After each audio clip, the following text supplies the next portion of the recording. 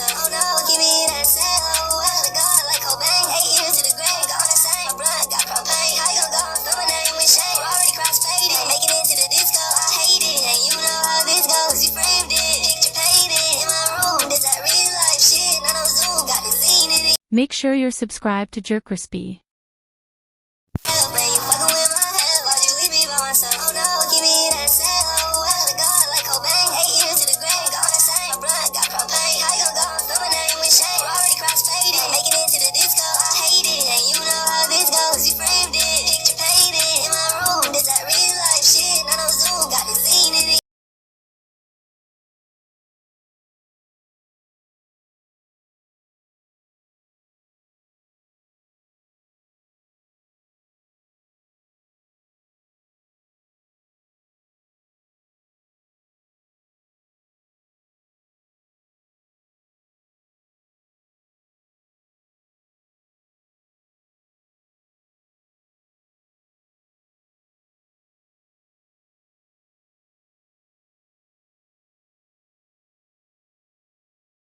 What's up, y'all? It shows most does the most. JerCrispy, we're making that video. Bruce exposed them again? But, you know, I'm not saying that. But, hey, you know what else is? We're on the road to 500. Let's see what's going on with this. I don't know, man. Is he Jewish? Wait. That don't got nothing to do with it. How we start off with that? I'm wiping my eyes. How we start off with that, Bruce? This dude might be worse than Kanye, but we got Bruce exposing more stuff about the streaming industry before GTA 6. He was recently commenting on the Mizkif situation, and he was pouring up some insane tea, so you know I had to get my cup ready, and I'm also ready to share it with you guys. What makes it even crazier is that Mizkif has just submitted a defamation lawsuit against Emmy. If you see my video on the entire situation, you would know that Emmy predicted he would take the legal route because he doesn't actually care about genuinely, you know, making amends. It's just about appearing to be the winner. I also wanted to share some thoughts I had about Bruce's existence in the streaming space and why I think it's easy to like the dude. I know that sounds like glazing, but hey, trust me, I'm gonna quit yapping. You already know I'm the hood Socrates, and let's begin. Comment for the algorithm. Okay, so I know I'm a little late to this situation, but Bruce was just exposing some crazy shit, so I had to make a video. Now I need you guys to listen to what Bruce is saying, because hey, at least I'm not the only person late. If he late, I'm late too. Hey, and we know, you know what I said, when we late, the party get turned up. The party, you know, the party be like, everybody be hitting that little two-step. But when we pull up, we be like, yeah. They be like, hey, like, you know. Is insane. I just joined the org, right? You know, chat hates it. Some chatters love it.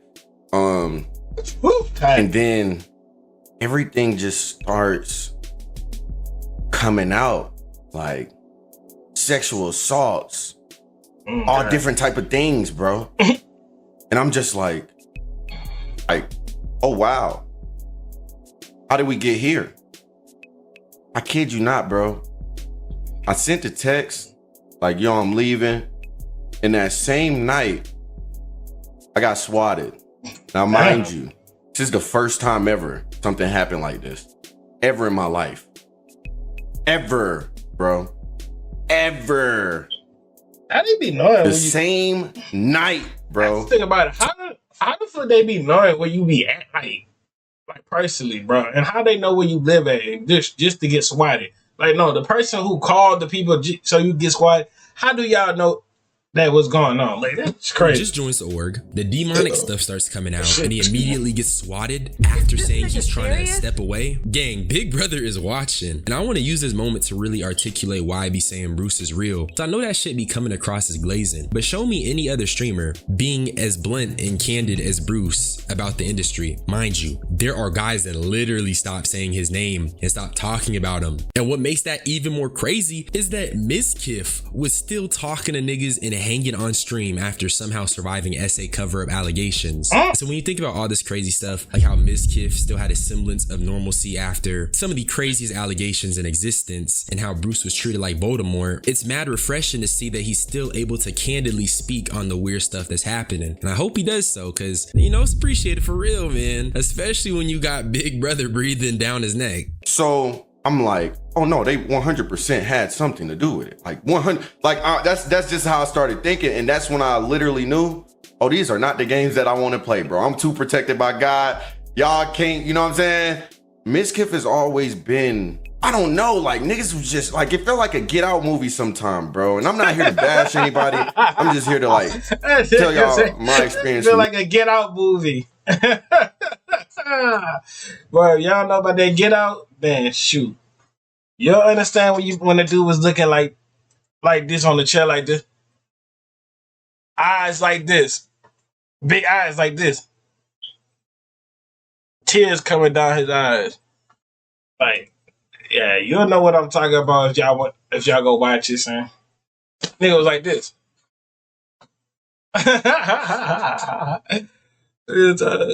Knowing people being around him, like, it just felt like he just, I don't know, man. Is he Jewish? I ain't even gonna lie, bro. Comparing it to Get Out is scary as shit. If you're not tapped into Get Out, let me break it down. Right here. This the face right here. That's what I was talking about, y'all.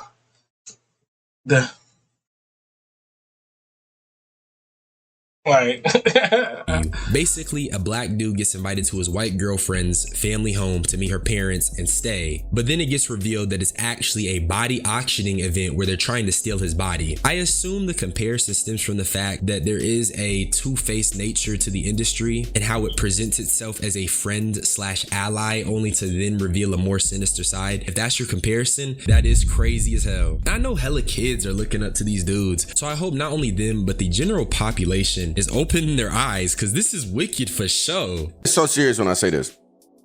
There was a party one time, right? And like,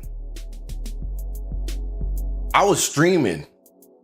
I was in a room streaming, so I don't really do the parties and shit like that. But when I got done streaming, I go outside, bro. This nigga Crazy Slick looked like he was chasing somebody around with his dick out, bro. Like, oh. I'm not even trolling, bro. Like, I'm not even trolling. The nigga came out of the hot tub, no pants. Bro, I've never turned away fat, bro. That shit is still engraved into my brain. That's when I knew something isn't right. My jaw is dropping after this information. And like I said, I know I'm pretty late to the party. And I actually did end up seeing this clip before even writing this video. Yeah, nigga, I'm glad I didn't see that clip. Nah, Universe, do not send that to my phone. I don't want to see that on the iPad. I don't want to see that on nobody else's YouTube feed. I don't need to see that no time soon. I do not want to see that. Even after hearing it again, I'm just flabbergasted. And mind you, Crazy Slick is Mizkif's friend. And he also got an SA allegation under his belt, which I'm pretty sure was covered up. Of what you can deem of it, it's sexual harassment, whatever.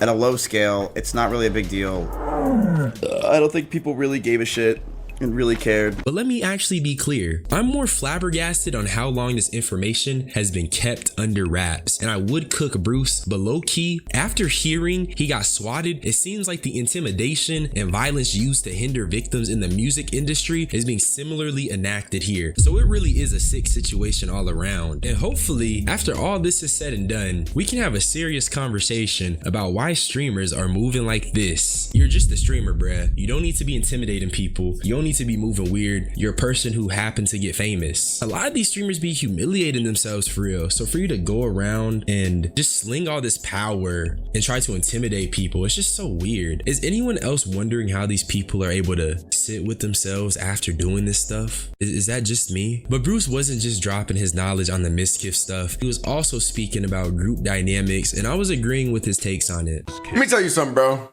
What I knew from joining the org, nigga, groups never work. Let me tell you why. It's always some people in groups that don't really like each other, gang. Facts. If you knew you had not grow up with this person and y'all bumping heads each other left and right, bro, that group is not gonna freaking last long. Now, unless you bumping heads and you joking about each other all the time, and y'all get like a couple of fights like bros and y'all know dap each other down and hop on the game and get on stream together, then I would have see that now. But y'all bumping heads talking about, man, fuck you, that's why, fuck you, bitch. Oh, fuck you, bitch. And then the other dude talking about, what? Like I got your girl last week. I'm like, no, bro, that stuff not gonna work. And it's always, bro, I'm being serious. Like, boy bands always break up. It's always people that have tension in groups. Now, Y'all say RDC. I'm just saying, from my experience, groups just, and from looking at other groups and knowing. I strongly likely think this is not going to happen. RDC is not going to break up. AMP is not going to break up. Easy, the Sun Bros, they call them Sun Bros. I call them Easy.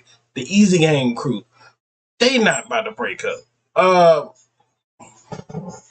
I think things might break up a little bit. Now, if your Rage leave, because Max already left to start doing his own thing called five star stuff. So I mean, if your Rage leave, like Loki and Silky leave, I think that's when all like phase stuff will like start plummeting. But if those two stay the same in phase, then they have nothing to worry about. Like, you know what I'm saying? Groups, you have to drop your ego a lot, you know, for groups to work. Where is my camera at? Speaking, I know I'm probably all up in this dude's face. How did I knew it? I just knew it. Come on.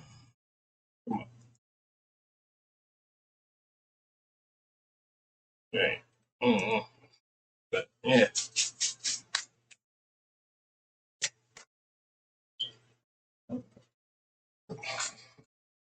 And sometimes egos get in the way of things. Sometimes people only come together for money. You know, it pays the bills. Yeah, that too. And DDG have what they call DDG and all his brothers in them made it. I forgot what they thing called.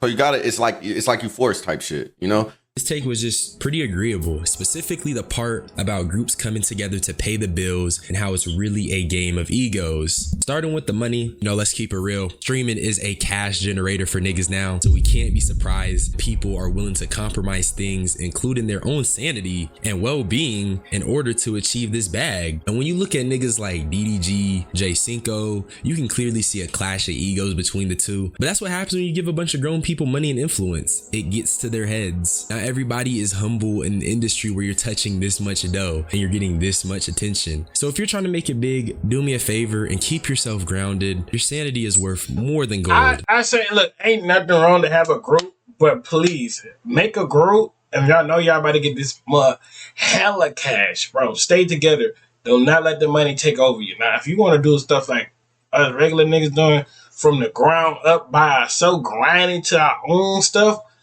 and to our shooting our own level, we don't need nobody else besides ourselves, then I see that. Cool. That's what I learned. No, this is dead ass a man child, bro. Like, this is like spoiled as a kid, got whatever he wanted, grown up to 30, and like just everybody has to act like his mom type of vibe. Like, I don't know. It's really sad, bro. He's not just a baby. He's 30 years old, gang.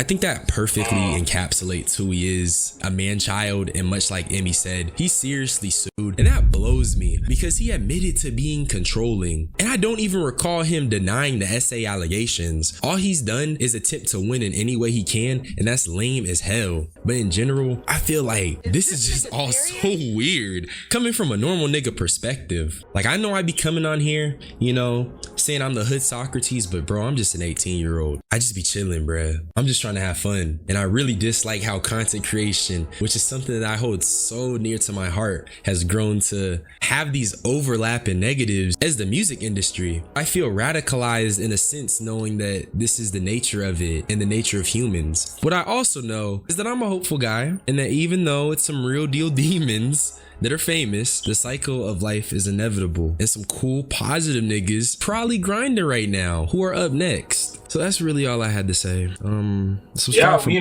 always gonna be on that grind. Us. We on the grind for real. Love y'all. I love all my fans and all my new fans that's gonna come down on the line. I love all y'all every single day.